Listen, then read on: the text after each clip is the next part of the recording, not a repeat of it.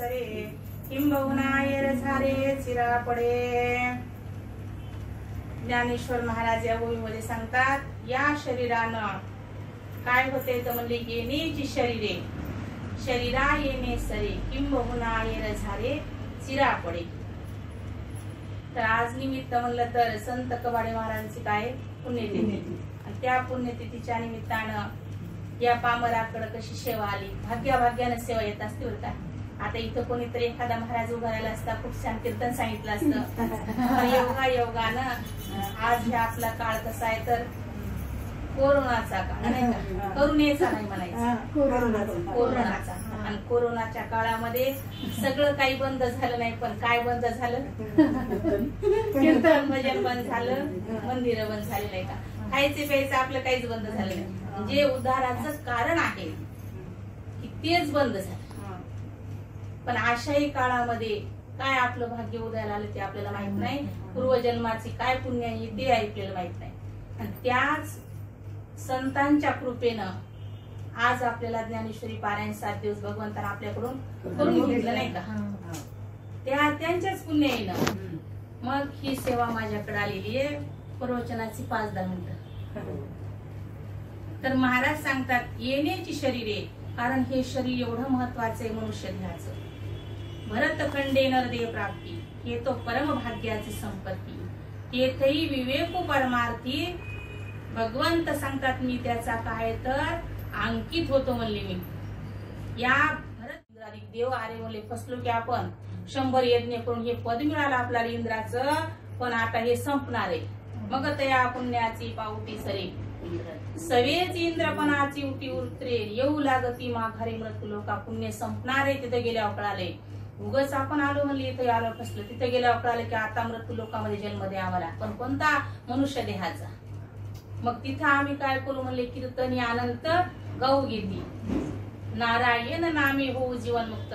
ज्यावेळेस आपल्याला आता साधू संत सांगतात, कारण साधू संतांचे एकच काम आहे, येथे उपकारासाठी आलो घर जावे कुंटी।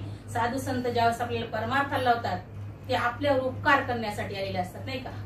अवतार तुम्हा धराया कारण उद्धराया जन जड जीवा, या जीवाला काही कळत नाही। किंवा भगवंत सांगतात मी सुद्धा अवतार घेतलाय म्हणजे कशासाठी, या मनुष्य देहात आल्यावर त्या जीवाना अधर्माकडे जाऊ नये नाही का, आडरानानं जाऊ नये, म्हणून आम्ही वैकुंठवासी आलो याच कारणासी, बोलिले जे ऋषी साच भावे वर्ताया। तुकाराम महाराज म्हणतात मी इथला नाही बाबा, माझं घर कुठले, वैकुंठाचं, मी आलोच या कारणासाठी, त्या कारणासाठी आलो, तेच मी कार्य करणार। काय कार्य करणार, या जगाला काय करील म्हणले तर अधर्माकडे जाऊ देणार नाही। मी काय करेल म्हणले तर परमार्थाला येईल। जसं कार्य कोणी केलं, आता मारुती महाराजांनी तेच कार्य केलं नाही का, गावोगाव जाणं, सप्ताह करणं, तुम्ही माळ घाला बाबा, तुम्ही हरिपाठ घ्या, तुम्ही पंढरपूरची वारी करा, म्हणजे त्या जीवाला काय केलं तर या कुमार्गाकडून चांगल्या मार्गाकडे आणलं। तेच कबाडे महाराजांचं पण कार्य नाही का, आपण पाहिलं का नाही, महाराजांनी स्वतः किती हे करायचं त्या आपण चरित्रामधून पाहिलं। तर महाराज तर नाही पाहिले, पण त्यांच्या कार्यावरून आज जे आपल्या हाताने कार्य होते ना, तर त्यांचं सगळं काय तर कार्य करीत आले, म्हणून वडील जे जे करीती तया नाव धर्म ठेवीती, येर अनुष्ठिती सामान्य सगळं। कबाडे महाराजांनी जर परमार्थ नसता केला तर मला तर वाटत नाही आपल्याला पुढे परमार्थ आपण केला असता नाही का। म्हणून घरातल्या माणसानं काय करीत जावले तर मोठ्या माणसानं परमार्थ करत जा। आपल्याला वाटते लहान लेकरू ज्यावेळेस खेळते ते लेकरू, पण त्या लेकराचं लक्ष असते की आपली आई पूजा करायली का, आपली आई ग्रंथ वाचायली का, हे सगळं कोणाचं लक्ष असते, लेकराचं। आणि मग जसं जसं काय होईल लेकरू मोठं मोठं होत जाईल तसं त्या लक्षात येते की आपली आई एवढं हेच करत होते, आपुली आहिता जो असे जागता, धन्य माता पिता दयाचिया, पुढील कन्या रत्र होती जे सात्विक, तयाचा आले वाटे देवा। जो म्हणले आपल्या कसं आहे तर हिताला जागा, पुन्हा आपल्याला संत भेटणे खूप मोठी भाग्याची गोष्ट आहे नाही का। परमार्थ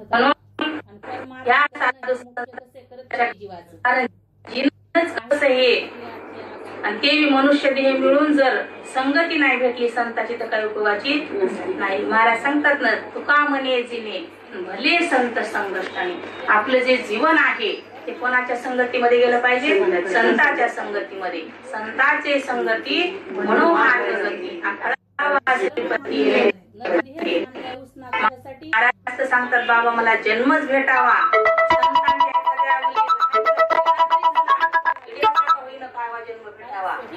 साधू संतांच्या संगतीमध्ये जन्म भेटावा, कारण येथे राम नाम होईल मला जन्म नको बाबा.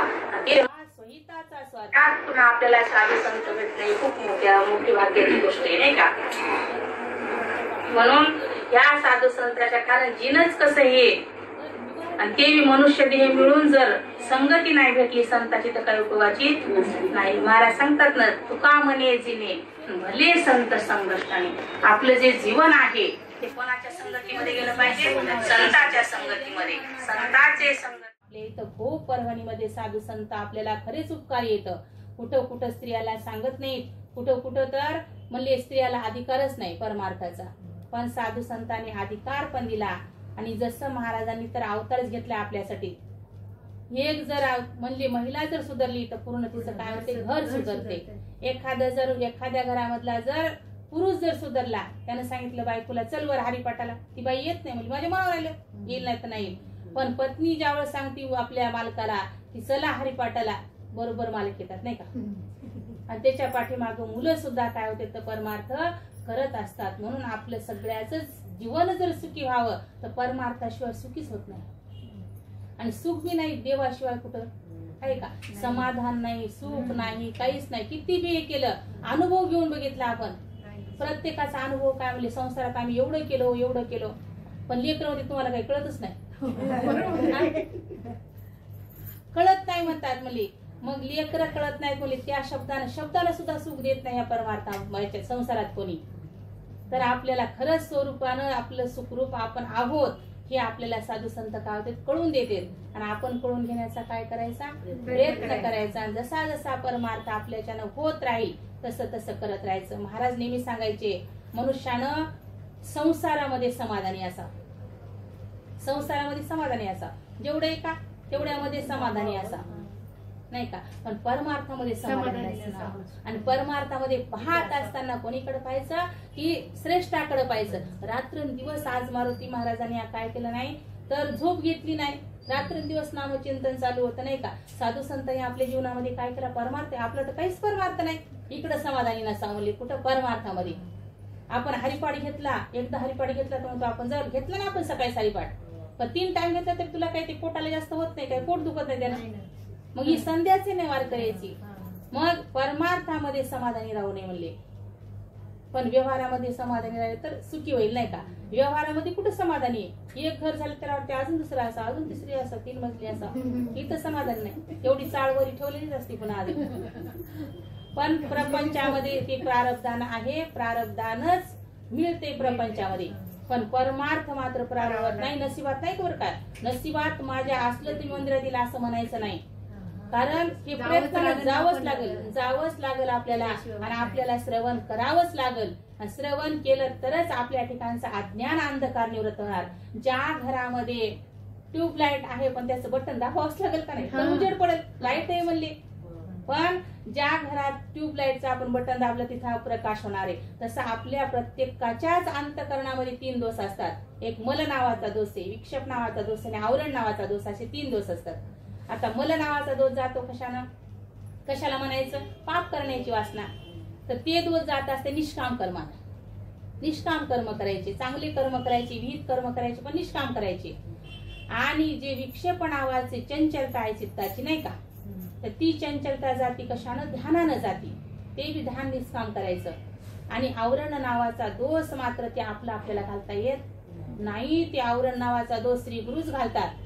श्री गुरुच्यानच काय होते म्हणजे ते दोष जातो. महावाक्याचा जेव्हा बोध करतात श्री गुरु त्यावेळेस मात्र आपल्या ठिकाणचा आवरण नावाचा दोष जातो. आणि तेच माऊलीने सांगितलं, अनआवरत भूमंडळी भेटो तया भूता. अरे या भूताला कोण भेटो, या भूतलावर अनआवरत भूमंडळी, ज्याचं आवरण गेलेलं आहे, ज्याच्या अंतकरणातलं अज्ञान गेलेलं आहे, ज्याला स्वतःच्या स्वरूपाची ओळख झालेली, असा मात्र महात्मा भेटाव जीवाला कल्याणच झालं समजा त्याचं म्हणले. म्हणून आपल्याला खरंच या परभणीमध्ये आपलं खरंच भाग्य आहे. आणि त्या भाग्यानंच परमार्थ भेटत असतो आणि आपण करायचा पण. म्हणून महाराज सांगतात, येण्याची शरीरे शरीरा येणे सरे किंबहुना येर झारे चिरा पडे. पुन्हा मात्र जन्म मरणाला याचं काही काम नाही. हरी आला हाता मग कैसी भय चिंता.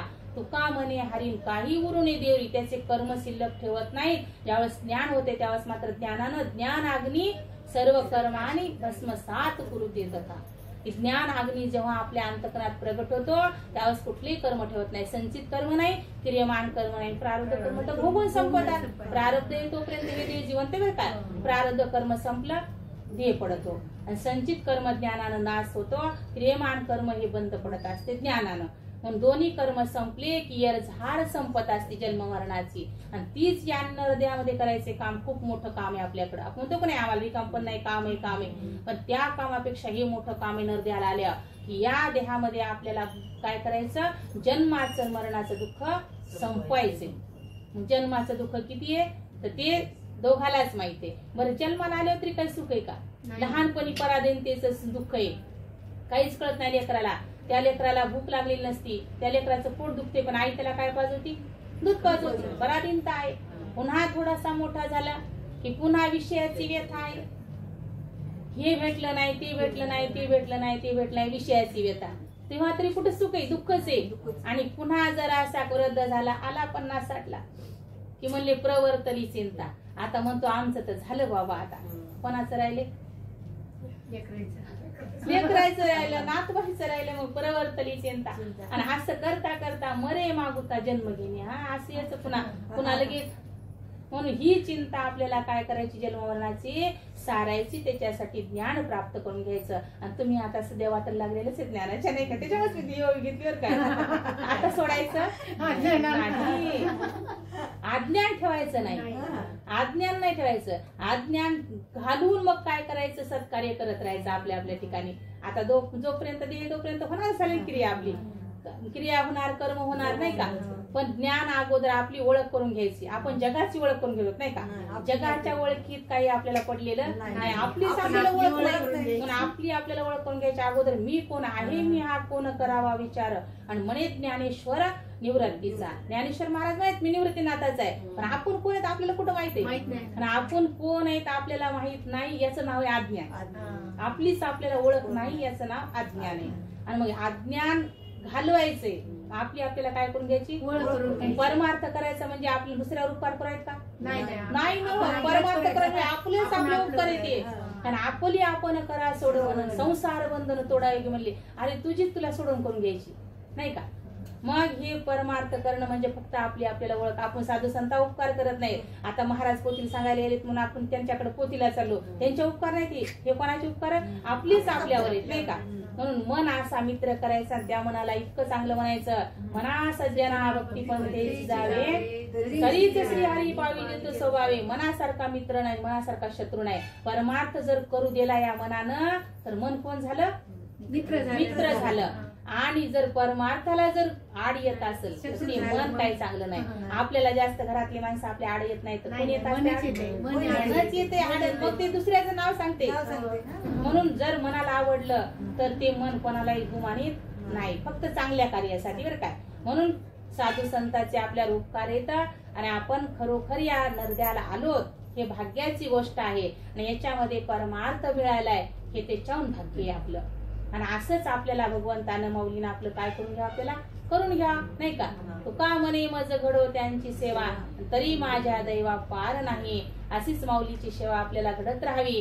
कबाडे महाराजांनी चांगल्या प्रकारे बुद्धी देत राहावी नाही का. हेच मागायचं आपल्याला, दुसरं काही मागायचं नाही. अवधूत चिंतन श्री गुरुदेव दत्त सच्चिदानंद सद्गुरुनाथ महाराज की जय. सद्गुरु महावीर महाराज की जय. संत कबाडे महाराज की जय. बुद्धीचा निश्चय होऊन जाते. चिंतने चिंतने तद्रूपता नाही का. म्हणून महाराज सांगतात येण्याची शरीरे, या शरीरानं काय होणार आहे तर पुन्हा जन्माला येणं संपणार आहे. एवढं मोठं काम होणार आहे या देहामध्ये. म्हणून हे देह कसं आहे तर महत्वाचं आहे. आणि जपाव याला आपण जपायलोच का नाही. आता जपावी, काम होईपर्यंत जपायचं. काम होईपर्यंत, मग नाही जपलं तरी काय.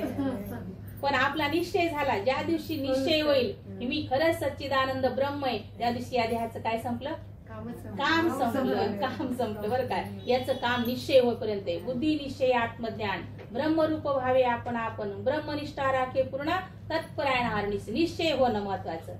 निश्चयाचे बळन तुका म्हणे तेच फळ. निश्चय करायचा. आपण तर पहिलेच आहोत, ब्रह्मरूप तर आहोत. आपलं रूप तर ब्रह्मच आहे. आपलं खरं स्वरूप काय आहे? ब्रह्म आहे. पण काय करायचं आता? निश्चय करायचा. निश्चय झाला की काम संपलं. आहे त्याचा निश्चय करायचा, नाही त्याची चिंता करत बसायचं नाही. म्हणून महाराज सांगतात येण्याची शरीरे. आणि असा निश्चय केला का नाही तर तुमचं जन्ममरण काय होणार आहे? त्याची सरली येरझार झाला सफळ व्यापार. या नरदेहाला आला का नाही तुझा व्यापार काय झाला? सफळ झाला. म्हणले कशानं झाला तर ज्ञानानं झाला, निश्चयानं झाला.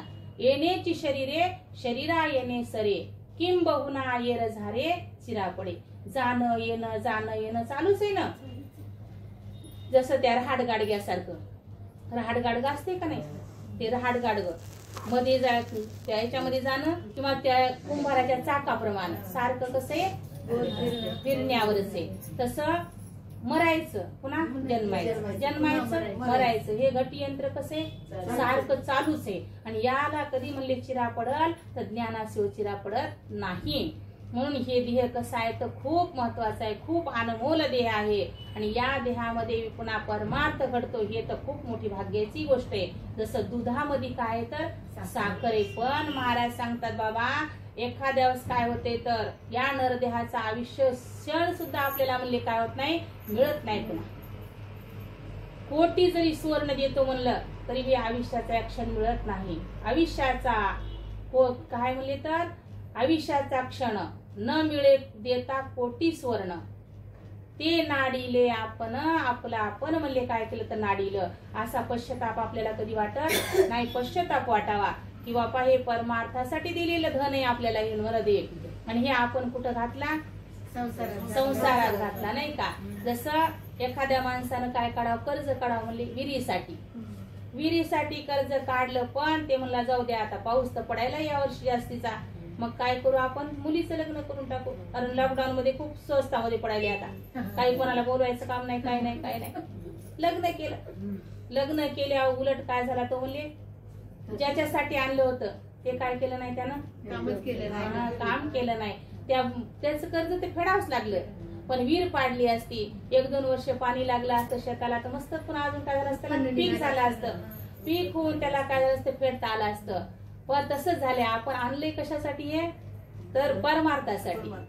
पण परमार्थासाठी जर नाही आला उपयोगाचं आलं तर महाराज सांगतात तुला याचं कर्ज भरावंच लागणार आहे.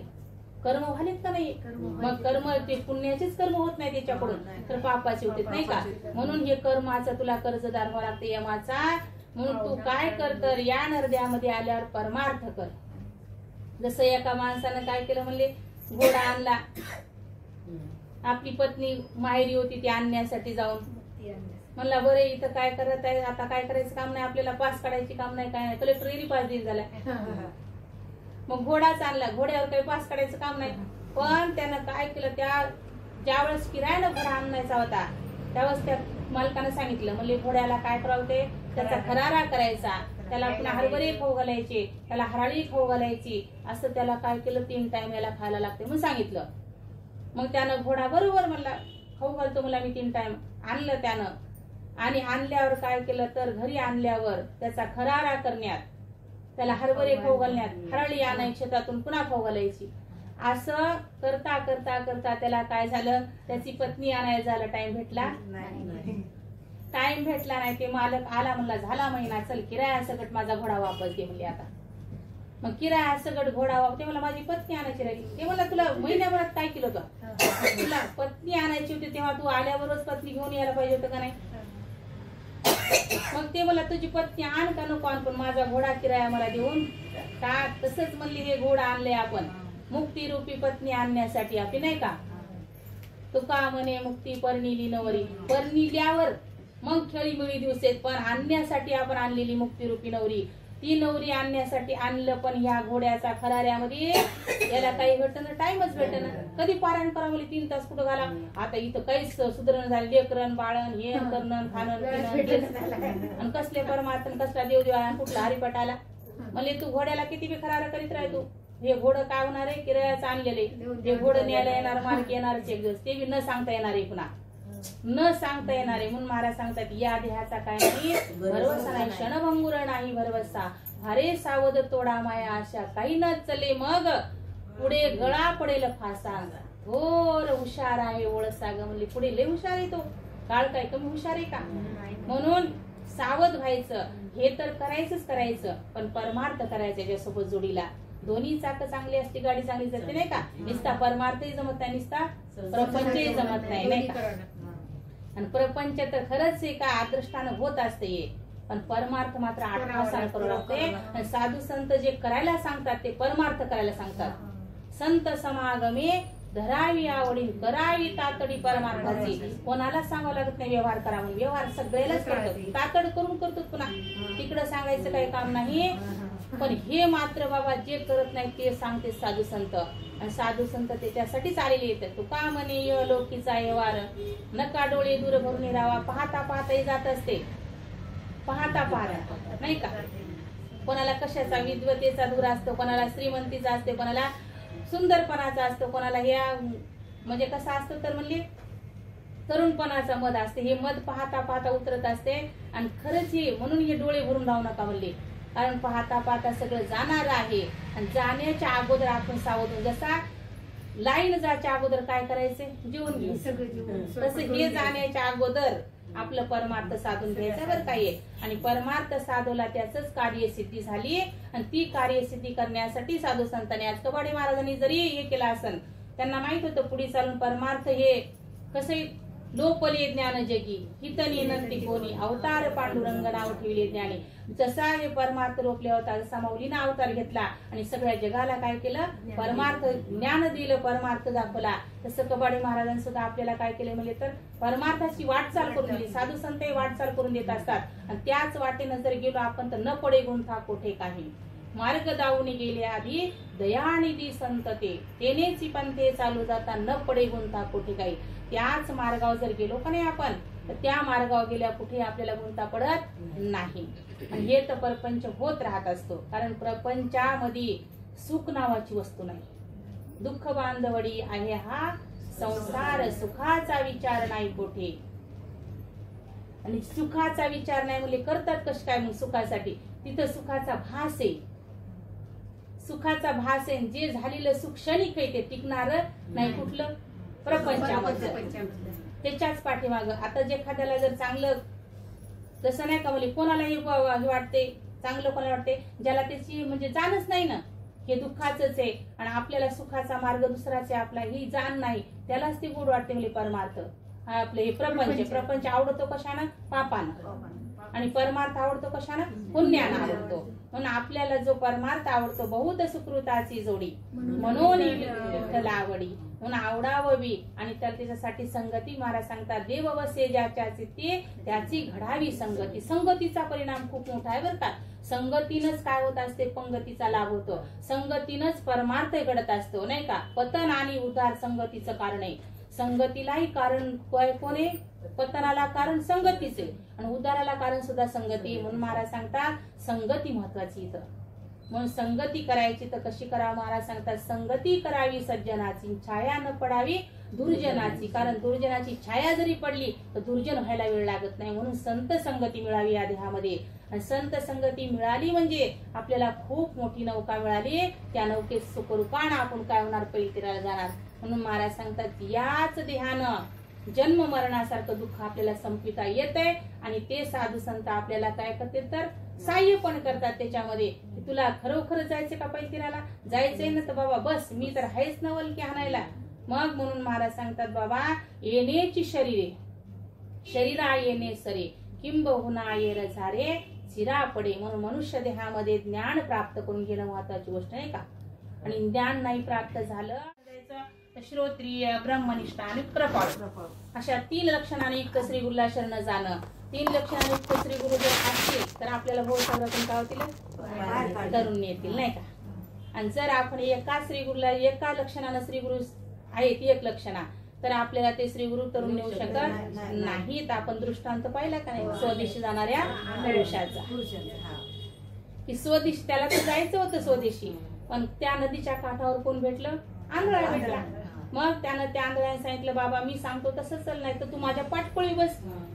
त्यानं ते म्हणलं, आता आंधळ्यानं कधी पैलतीर पाहिलंच नाही, मी याच्या पाठपोळी बसून जरी निघू लागलो तरी यानं बुडण्याची जर वेळ आली तर मला काही सहाय्य करेल. म्हणून विश्वास ठेवला नाही. परत पांगळा भेटला, पांगळ्याच्या बोलण्यावर लक्ष ठेवलं नाही. मग त्याला तर स्वदेशी जायचं होतं. तसं आपल्याला स्वदेशी जायचं म्हणजे आपलं देश कोणता आहे? तर आपला देश आहे म्हणजे परब्रह्म. हे पहिलं तीर आहे आणि त्या तीरावर जायचे. आपण तिथंच आहोत, पण धरले याला अलीकडे देहाला. देहाला आपण एवढं धरले की ते सोडायला सोड म्हणलं तरी बी सोडत नाही. आणि मग श्री गुरुच्या साह्यानं काय करायचं तर आपल्या आपल्या गावी जायचे आपल्याला याच देहामध्ये. म्हणून येण्याची शरीरे, या देहानं जेवढं काम होते तेवढं दुसऱ्या देहात होत नाही. म्हणून याच देवी घडे देवाचे भजन आणि काही ज्ञान नाही कुठे. याच देहानं भजन घडते, याच देहानं ज्ञान प्राप्त करून घेता येते. कारण या देहामध्ये काय विशेष? बुद्धी आहे. बुद्धीचे वैभव अन्य नाही तुझे, एकाकेश्वराचे सकळ सिद्धी. याच बुद्धीनं चंद्राव गेला म्हणले तरी अरे फसला नाही का. एकच परमात्मा बुद्धीनं कळून घ्यायचा होता. बरं चंद्राव जाय पण एक परमात्मा आहे ते कळून घे. कारण ओळखीला हरी धन्य तो संसारी. बुद्धी दिली कशामुळं तर फक्त ओळखायचे, ओळख करून घ्यायची. या नरदेहामध्ये ओळख करता येते, ओळख होती. पण श्री गुरुच्या साह्यानं, शास्त्राच्या साह्यानं काय होते माणसाला तर याच जन्मानं, याच देहानं जे पाठीमागं लागले आपल्या जन्म मृत्यूचं. कारण हे जन्म मृत्यूचे दोन टोके, एक जन्माचा दुसरा मृत्यूचा. ते कॅप्सूल गोळी असते का? कॅप्सूल गोळीला दोन टोका असतात आणि दोन टोका असून मध्ये काय सगळं औषधच आहे, कडूच कडू. हे मग हे जन्माचं एक टोक, मरणाचं एक टोक, मध्ये दुःखच आहे सगळं. जन्माचं दुःख एवढं दुःख आहे म्हणले की ते जन्माचं दुःख आईला आणि त्या बालकालाच कळते किती दुःख येतं. नवे नवे महाराज सांगतात गर्भापासून दुःख आहे जीवाला. काय सांगू गर्भीची यातना, मज भोगिता नारायणा. मांस मलमूत्र जाना तुझं क्षणोक्षणा ध्यात असे. रात्र दिवस हा आईच्या गर्भात जेव्हा जीव असतो तेव्हा देवाचा धावा करतो. देवा एक वेळ करी या दुःखा वेगळे दुरिताचे जाळे उगवणी. आणि लगेच हा जन्मला सुकृपाला जन्माला की मग मात्र म्हणतो कवा तुला मी देवा तुझ्यासोबत मी काही नवस केलं नाही, तुला काही मी प्रतिज्ञा करून आलो नाही, काहीच केलं नाही म्हणतो. आठवीन पाय हा माझा नवस. प्रत्येक जीव नवस करून आलाय देवापशी, पण इथं आल्या मात्र ही मायेचं जाळ त्याला काही सुधरू देत नाही. आणि जे नामचिंतन घ्यायचं नवस करून आलेला ती विसरून जातो. नाही नवस फेडल्या पुन्हा देव पाठीमागे लागतो का नाही एखाद्या नवस केल्या. तसा प्रत्येक जीवानं नवस केलेला आहे, ते नवस फेडायचं आहे. मनुष्य देहामध्ये परमार्थ करणं हे कसं आहे तर म्हणले भूषण आहे आणि न करणं मात्र दूषण आहे. कारण याच देहात परमार्थ करता येतो. आणि परमार्थही करायचा तर संतांच्या संगतीत करायचा, मनात नाही करायचा. म्हणून महाराज सांगतात बाबा येण्याची शरीरे, या शरीरानं काय करता येते तर येण्याची शरीरे, शरीरा येणे सरी. पुन्हा या जर इथं जर आत्मज्ञान प्राप्त झालं, नाहीतर आत्मज्ञान नाही प्राप्त करून घेतलं तर महाराज सांगतात बाबा खंती ते न करा, होणे गाढव पुत्रा. पुन्हा मात्र तुला आता हे जे आहे मनुष्य देह म्हणले आयुष्य संपायलेलं आहे नाही का. आयुष्य जाते पल पल तुझला कैसे कळेना, 2 दिवसाचा तरुण आला की रे पाहुणा. जसं ओंजळीमध्ये पाणी घेतलेलं थेंबा थेंबाने काय होते कमी होते, तसं आयुष्य आपलं क्षणाक्षणानं पलापलानं कमी व्हायले. आयुष्य वाढ नाही कोणाचं आणि पाहता पाहता आयुष्य निघून जात. आणि या देहातून मग एकदा का प्राण निघून गेला की मग खंती ते न करा. काय होईल मग होणे गाढव पुत्र. गाढव पुत्र होण्यापेक्षा याच नरदेहामध्ये तुमच्या हातात आहे. आता संधी कशी ही हातात आहे चांगली. आपल्याला इथं श्री गुरुला शरणही जाता येते, अध्यात्मशास्त्राचं काय करता येते श्रवणही करता येते. तेच माऊली सांगतात श्रवणाचे मिसे वैसावे येऊनी, साम्राज्य भुवनी सुखी नांदे. कारण श्रवणाचा शास्त्राचा काय तर जन्यजनक भाव संबंध आहे. आपण जर शास्त्र श्रवण केलं का नाही तर अंतःकरणामध्ये कशाची उत्पत्ती होते ज्ञानाची. आणि ज्ञानच पाहिजे कशासाठी मोक्ष मिळण्यासाठी. ज्ञानाशिवाय मोक्ष नाही. ज्ञानाविन मोक्ष जोडे, ऐसे कल्पांती न घडे, ऐसे असती वेडे पडते अन्य साधना म्हणली. एक ज्ञानाशिवाय काय नाही मोक्ष नाही. ज्ञाने विन काय तर म्हणले उपाय करीसी तुके, अधिक गुंफे सिरुकी. ज्ञानाशिवाय जेवढे जेवढे तू उपाय करशील का नाही तेवढ्यानं तू अधिक गुंफल्या जाशील. इथं आल्यावर काय सांगितलं? ज्ञान सांगितलं. पण ज्ञानाचे पण अधिकारी सांगितले. ज्ञान कोणाला सांगायचं? आता आपण पाहिलं ज्ञानेश्वरीमध्ये नाही का की ज्याला गुरुभक्ती नाही त्याला ज्ञान सांगायचं नाही, ज्याला तप नाही त्याला ज्ञान सांगायचं नाही, ज्याला याची आवड नाही त्याला पण ज्ञान सांगायचं नाही. मग हे ज्ञान सुद्धा कोणाला सांगायचं की ज्याला हे अधिकारी येतं.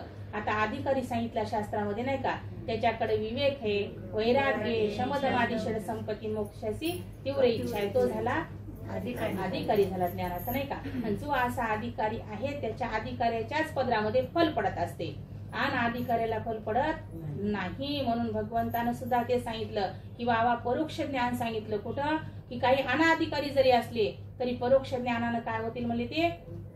आता तूच देव म्हणून असं सांगितलं तर ते काय होते, एखाद्या अनाधिकाऱ्याला पटत नाही, त्याचा उलटा परिणाम होतो. म्हणून परोक्ष ज्ञान, मीच देव सांगितलं नाही का गीतेमध्ये, भगवंता मीच देव, मीच आहे, सर्व ठिकाणी कोण आहे? मीच आहे, व्यापून आहे. जसं घटामध्ये आकाश आतून बाहेरून आहे तसा मी परमात्मा सर्वांच्या हृदयी देसी नाही का.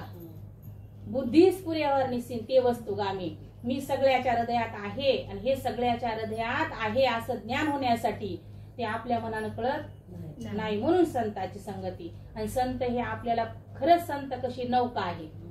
भवतारावया उत्तम हे नाव, भिजवणे दे हात पाव काही. आपला हात पाय न भिजता आपल्याला पवित्र नेणारे कोण येतं? संत आहेत. पण संत संगती मिळण्यासाठी महाराज सांगतात, पुण्य फळले बहुता दिवसा, भाग्य उदयाचा ठसा, झालो सन्मुख तो कैसा, संत चरणी पावलो. संत भेटण्यासाठी सुद्धा काय पाहिजे माणसाला?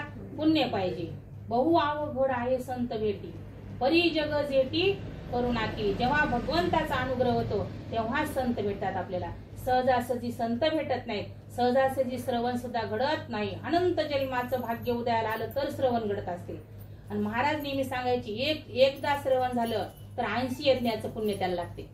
1 तासाच्या श्रवणामध्ये किती पुण्य लागलं? 80 यज्ञाचं. आपण एखादा यज्ञ करायचं म्हणजे करू शकत नाही का. पण ते दिसत नाही म्हणून आपल्याला त्याची काही किंमत वाटत नाही. कशाची? पुण्याची. पुण्य दिसत नाही, हे दिसत नाही म्हणून, आता दिसत नाही म्हणून त्याची किंमत वाटत नाही. पण हे नाही का आहे, आणि आहे त्याच्या पाठीमागे लागलं पाहिजे माणसानं. आणि आहे त्याच्या पाठीमागे लागणारे भाग्यवान असतात नाही का. शहाणा तो धनी घेत असे, तुका म्हणी आहे सर्व सोपे. पण कोण शहाणा आहे तो परिणाम जाणतो, तो शहाणा आहे की उद्याच्याला बाबा पाहता पाहता आयुष्य निघून जाणार आहे. आणि नसलेला आपल्याला या काय व्हावं लागेल? आपल्याला पशुपक्षी व्हावं लागेल नाही का. आणि एकदा पशुपक्षी जर झाला तर महाराज सांगतात, बापा बापा एकदा झाला तर कोटी कोटी वेळा व्हावं लागते.